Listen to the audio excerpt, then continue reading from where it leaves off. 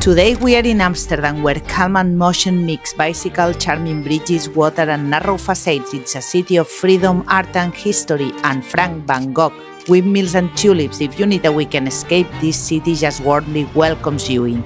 Today we are diving into a truly remarkable experience at restaurant 212 along the Amstel River, a place with 2 Michelin stars that many experts say is the best restaurant in Amsterdam. Is it as amazing as they claim? Let's find out, let's step inside. I walk up a few steps and the team welcomes me into an intimate theater. It surprises me. The kitchen is the stage and every table has a front row seat. Noble wood, soft light, minimalist lines.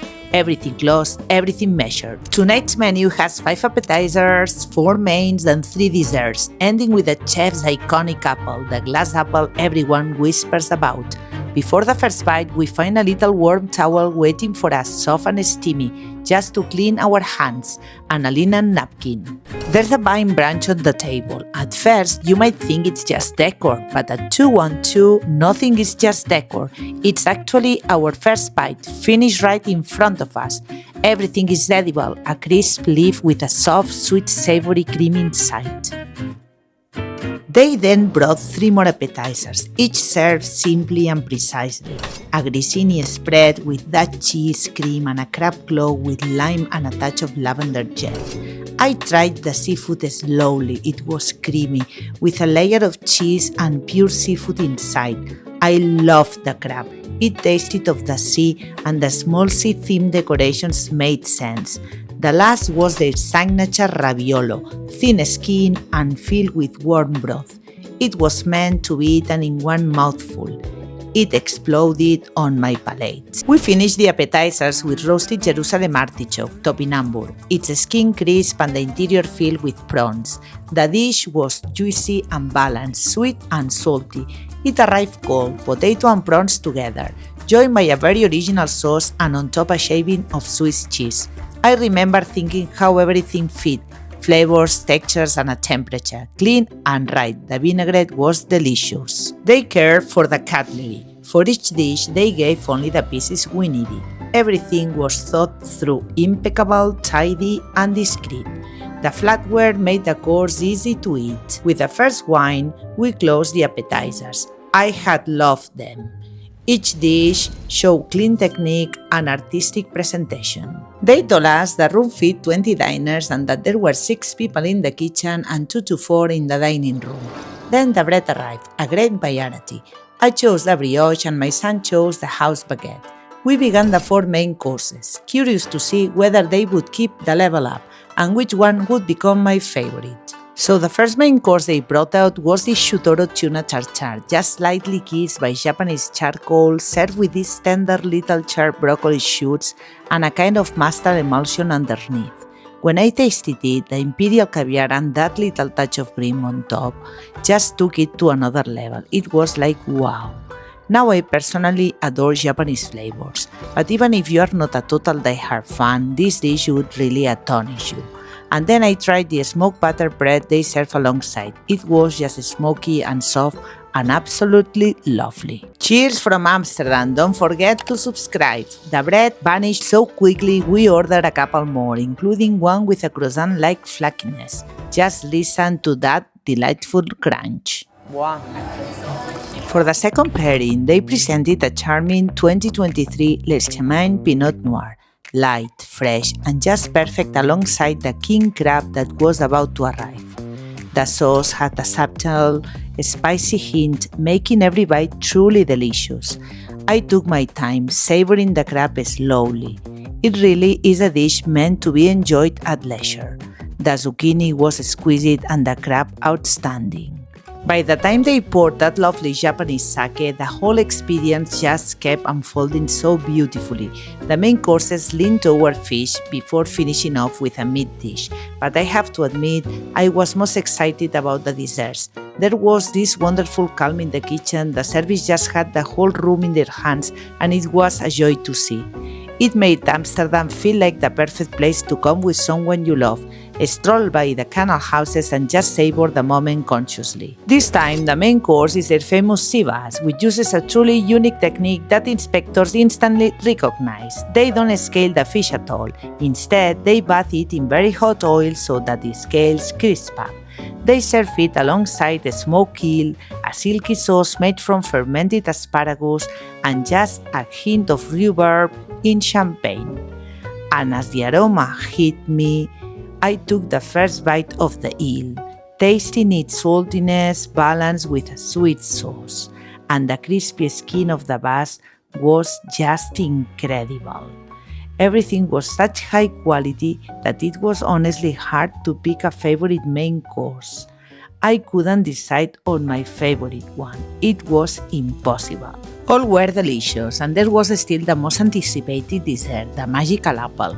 For the pairing so far, we've had 3 glasses. The sommelier selection is everything, and I really enjoy pairings, how they match the dish with the wine. Maybe I would have had a little more sake because I love it, but it was fine. Later on, the grilled lamb dish arrived with its crispy skin, juicy center, and an irresistible sauce.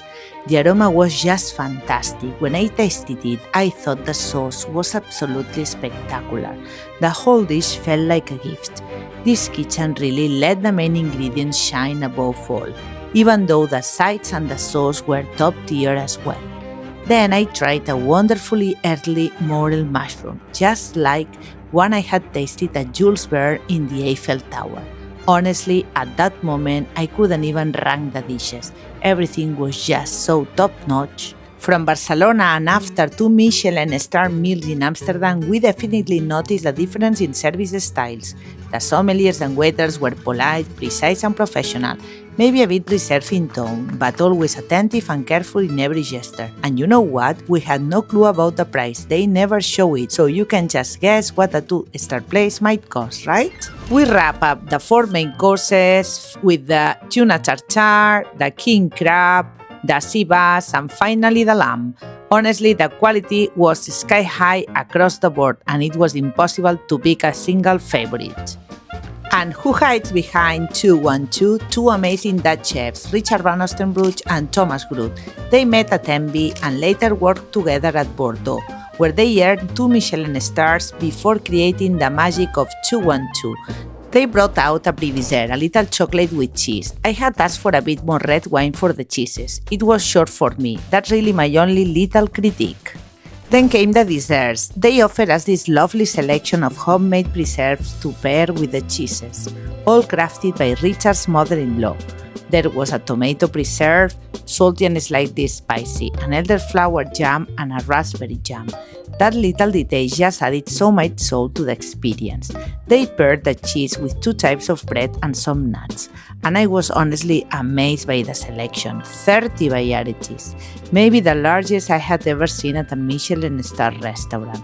The presentation was spectacular, and that spicy tomato from the grandmother was just unforgettable. And hey, here's to all the grandmoms out there who add that extra bit of magic to our meals and our lives. Let's raise a toast to them, because their love and their recipes really do make everything unforgettable. As we all know, life sometimes hits us hard, yet whenever you find a moment to savor, embrace it fully. In other words, always enjoy whenever you can.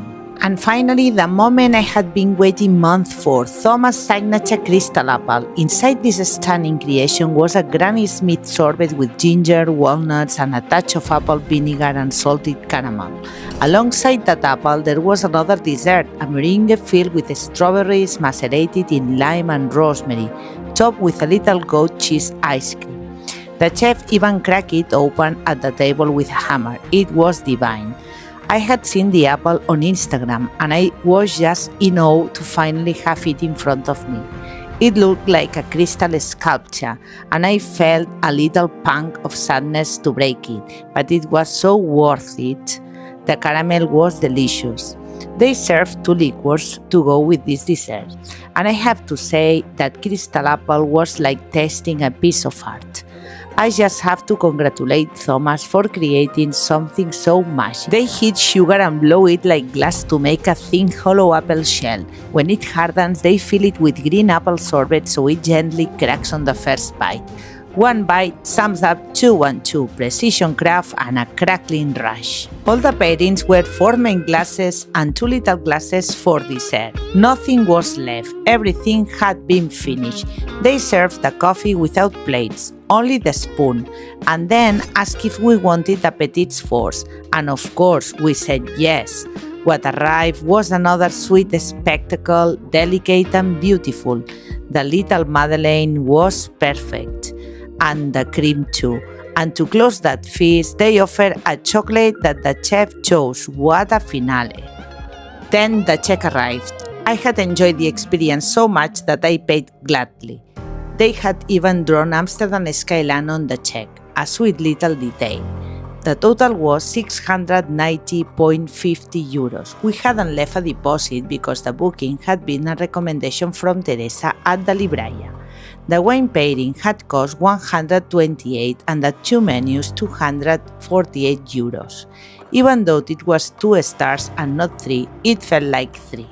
212 had shown me that hot cuisine could be intimate and close, from a ravioli that exploded in the mouth, to the sea bass with puff scales, to the meticulous service and the crystal apple. For me, it was the best in Amsterdam, a treasure. Honestly, I would have come back the next day. See you in the next video and don't forget to enjoy.